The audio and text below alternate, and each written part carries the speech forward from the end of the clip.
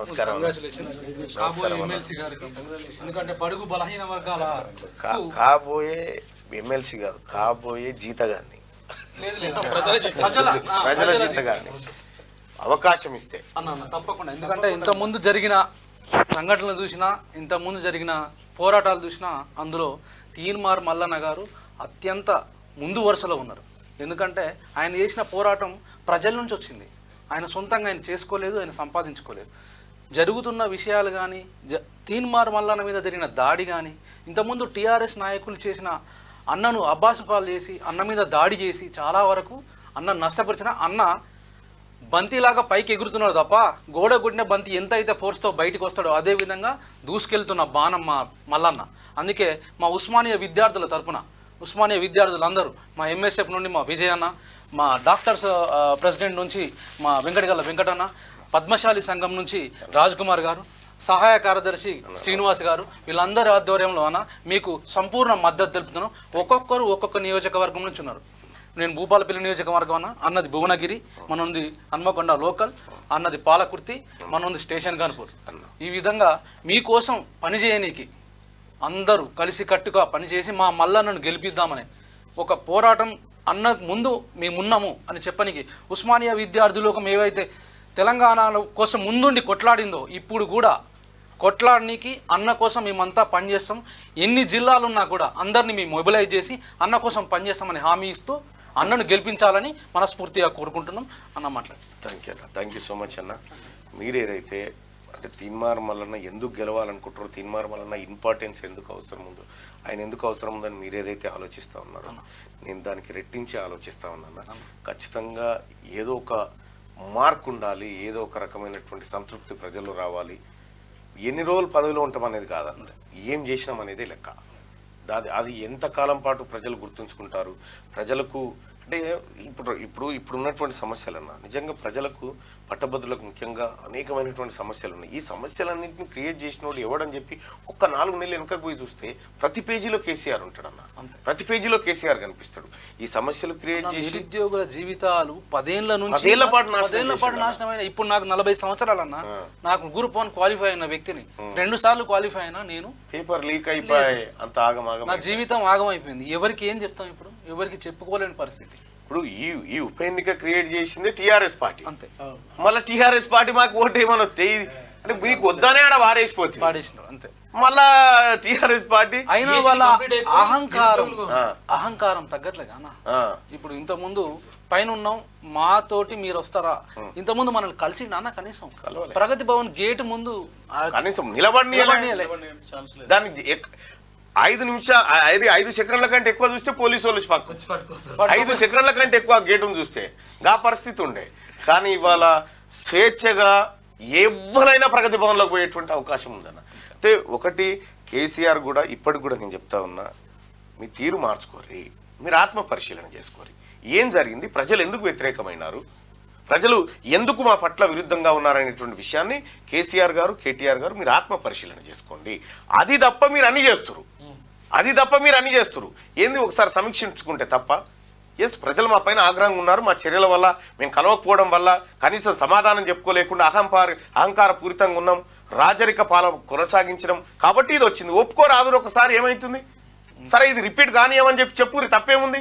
అట్లా చెప్పారు. ప్రజాస్వామ్యంలో ఒక తప్పు జరిగితే క్షమించండి అన్నట్టు తప్పేముంది. అది తప్ప అన్ని మళ్ళా యూట్యూబ్ ఛానల్ పెట్టింది కాబట్టి 20 యూట్యూబ్ ఛానల్ పెట్టాలి. 20 పెట్టిరా ఆల్రెడీ. జర ఇది అయిపోయినాక దాని కథ చెప్తా. కానీ అయితే 20 యూట్యూబ్ ఛానల్ పెట్టాలి. మరి దాంట్లో ఏమైనా కేసీఆర్ గొప్పవాడు, కేసీఆర్ ఈ కార్యక్రమాలు అదిగా చెప్పుడు తీన్మార్ మల్లన్న మంచోడు కాదు. ఈ 20 యూట్యూబ్ ఛానల్ పని తెల్లారు తీన్మార్ మల్లన్న పంచారు కాదు.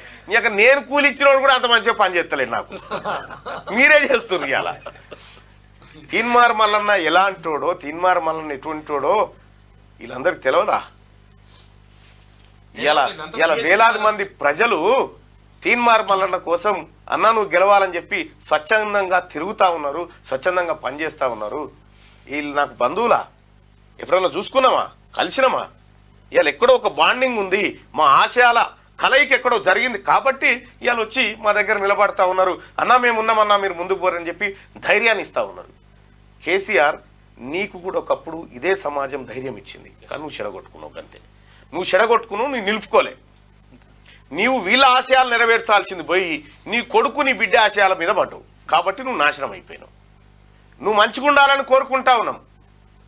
నువ్వు అంతో ఇంతో ఆ తెలంగాణలో సరే ఓ పోరాటం మంచికో చెడుకో అందరితో పాటు నువ్వు కూడా ఉన్నావు, కాదంటలేము. కానీ వీళ్ళ పోరాటాల ముంగట నీకు చాలా చిన్న పోరాటమే కేసీఆర్.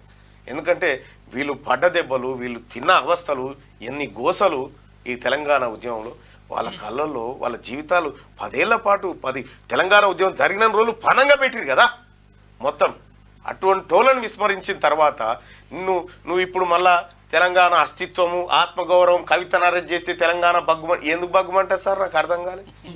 సారదందకు తెలంగాణకి ఏం సంబంధం సార్? మరి ఈ సారదంద చేయాలనేనా ఈ పోరాటాలు చేసింది వీళ్ళంతా?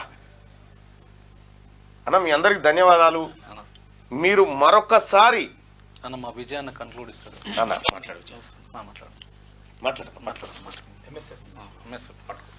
ఈరెంటి విజయ్ మాదిగా, ఎంఎస్ఎఫ్ తెలంగాణ రాష్ట్ర అధ్యక్షుని కొనసాగుతున్నాం. అయితే ప్రశ్నించే గొంతుకగా ఉన్నటువంటి తీన్మార్ మల్లన్నను మేము గత 5 సంవత్సరాలుగా గమనిస్తూనే ఉన్నాం. కానీ కేసీఆర్ గారు అధికారంలోకి వచ్చి దళితుడిని ముఖ్యమంత్రి చేస్తా అని చెప్పి దళితుడిని మోసం చేయడం, ప్రతి దళితుల కుటుంబానికి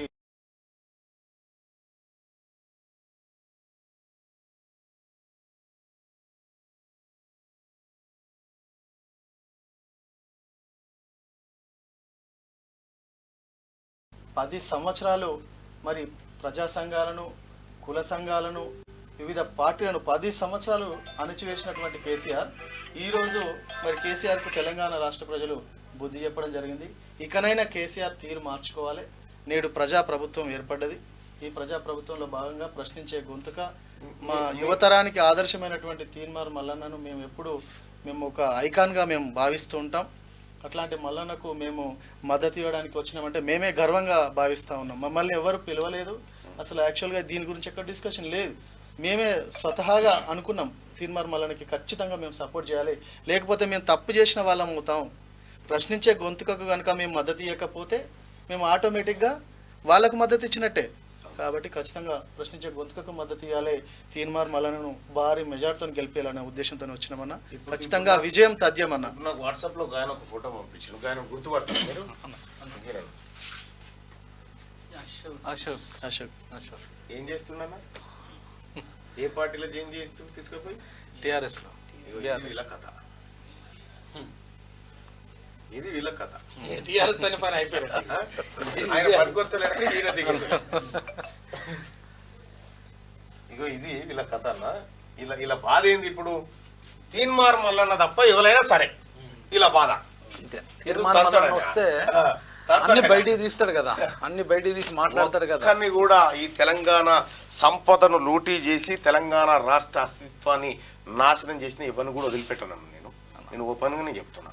ఎవరిని కూడా వదిలిపెట్టాం. బరాబర్ ఈ సమాజం కంట కన్నీరు చూపించిన ప్రతి ఒక్కరిని పట్టుకుంటాం. ఇదైతే మేము చెప్పదలుచుకుందన్నా. మీరు ఇస్తున్నటువంటి మద్దతుకు, మీ నమ్మకానికి తీన్మార్ మల్లన్న భరోసా ఇస్తా ఉన్నాడన్నా. అంతరాత్మ సాక్షిగా మీ ఓటును, మీ నమ్మకాన్ని వృధా చేయను. ఓకేనా? థ్యాంక్ యూ అన్న. థ్యాంక్ యూ అన్న. థ్యాంక్ యూ అన్న. థ్యాంక్ యూ అన్న. సురేష్ అన్న నమస్తే. అంతా ఉస్మానియా యూనివర్సిటీ అన్న. థ్యాంక్ యూ అన్న. ఖచ్చితంగా మీ గురించి మేము వర్క్ చేస్తాం. మిమ్మల్ని గెలిపించే బాధ్యత మాది. థ్యాంక్ యూ అన్న. Thank you. రైట్ అన్న.